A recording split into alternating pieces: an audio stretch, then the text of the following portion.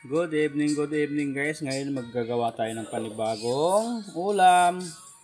Mag-adobo tayo ng talong. Ito, 5 pirasong talong ang adobuhin natin to. Madali lang itong gawin guys. Hihiwain ko muna yung talong. Ayan na guys, yung ating talong. Nahiwa-hiwa ko na. Ngayon, maglagay tayo ng mantika dito sa ating lutuan para maprito natin yung sibuyas. Sibuyas yan! Huwag mo pa kailaman nakmak. Ito na yung sibuyas guys, nahiwa-hiwa na rin natin. Ngayon ay Nakwag yan! Madumi yan, balat ng ano yan eh. Yung anak ko pakialamero. Umusok na, lagyan na natin ng mantika. Mantika ang ating ilalagay para sa ating lulutuing adobong talong. Adobong talong ang ating ulam ngayong gabi. Ngayon guys, may mantika na siya. Siyempre, painitin natin siya ng konti bago natin ilagay yung ating sibuyas at saka bawang. Umusok na siya guys, lagyan natin siya ng sibuyas at saka bawang. Aroy ko. Ayan na. Siyempre, hugasan mo natin talong. Hindi lang pwede walang hugas-hugas yung talong eh.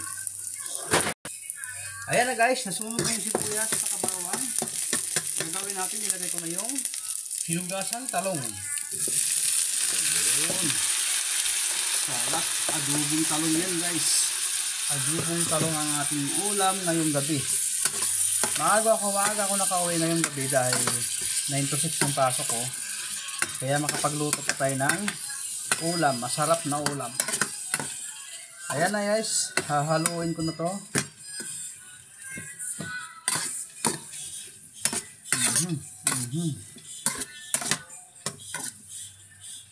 Ayan na guys. Kumuha ako ng konting tubig para malagyan ko siya ng tubig. Ngayon guys, lalagyan ko siya ng konting tubig kasi wala siyang kasabaw-sabaw, maski konti. Yan. May tubig na siya guys. Ang talong guys, napakadali lang lutuin ito kasi nga malambot lang yung talong. Kunting kulo lang yan, luto na agad yan. Panigurado. Ngayon, pakuluin ko muna siya bago ko siya lagyan ng suka at saka tuyo. Kasi nga adobong talong siya eh. Adobong talong. Pero konti lang yung tubig nilagay ko. Diba? Yan ang ating luto for today's video. Ang ating adobong talong.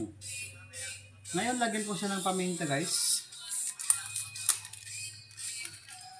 Huwag tayong magpakawala ng paminta habang nagluluto kasi ang paminta ay nagpapasarap talaga sa luto. Wow. Ayan na guys, lalagyan natin ng paminta. Ang paminta ay nagpapasarap sa niluto. Patay mo cellphone mo na. Nasayang yung battery mo.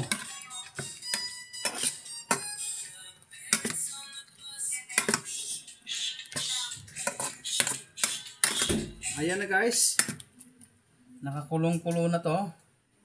Ay di pa pala kumulo. Nalagyan ko na siya ng paminta. Medyo maano ako sa nababahing ako sa paminta. Lagyan ko siya ng cubes para sa panlasa niya ay masarap.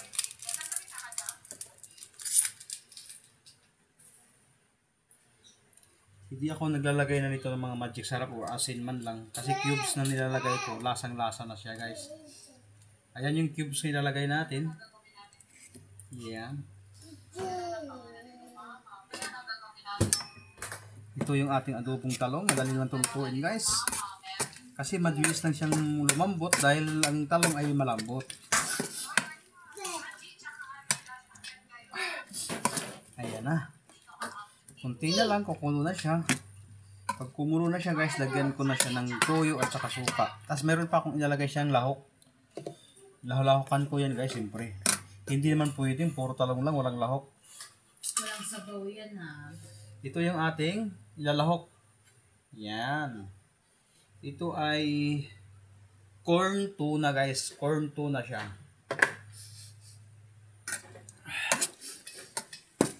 Palambutin natin to para siya ay lumambot na.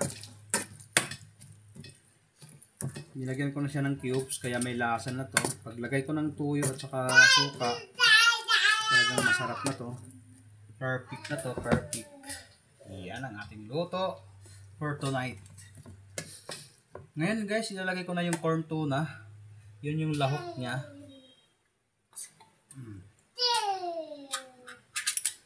Isang latang corn tuna to guys. Ayan. Siyempre hindi siya manghang. Kasi bawal sa manghang yung aking anak. Ayan na yung corn tuna. Nailagay ko na. At ito ay antayin ko na lang kukulo siya. Tapos pagka kumulo na siya, lagyan ko siya ng tuyo at saka suka. May timpla na to guys. Meron na siyang cubes. Meron na siyang paminta. Yan. Palakasan natin yung init para mabilis siyang kumulo.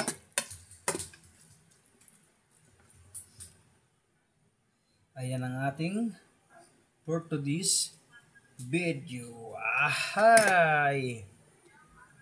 Ayan na guys. Kumulo na nga. At gayon, lalagyan ko na siya ng tuyo at saka suka. Unahin muna natin si tuyo. Kunti lang yung tuyo Naubos na yung tuyo ko Makikik ka.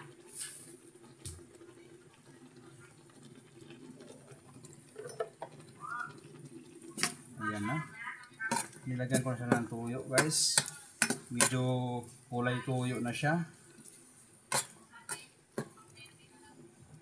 At ngayon guys, nilagyan ko na siya ng suka. Suka naman, suka. Huwag ka takbo ng takbo, baka mauntog ikaw, iiyak ka na naman. Suka ang ating isunod, ilagay sa ating niluto. Kasi siya ay adobo. Medyo damihan natin itong konting suka para siya ay umasim. Ayun. Ayan na nga guys. Nalagyan ko na ng suka. Naamoy ko na yung suka sa ating adobong talong. Ganyan lang kasimple magluto ng adobong talong guys. Ayan o.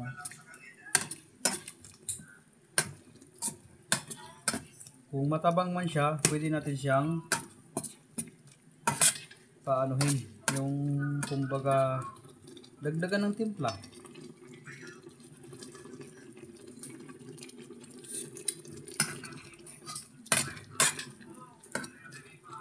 Kunting asin lang idadagdag natin guys.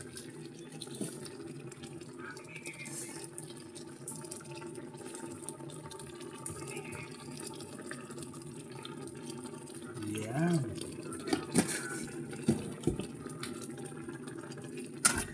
Ayan. Madadapa nga ikaw. Kasabi lang ni daddy, madadapa ikaw eh.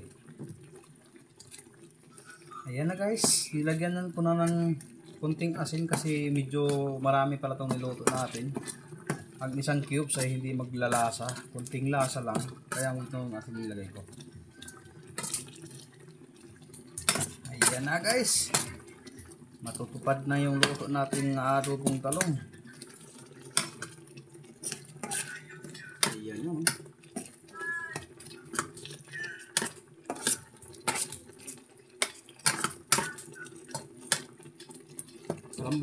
Palambutin natin yung talong at mamaya-maya konti, pwede na siyang hain. Sarap. Sarap guys. Adobo yung lasa. Yan talaga ang tunay na adobong talong. Thank you for watching guys. Don't forget to subscribe my YouTube channel. God bless po.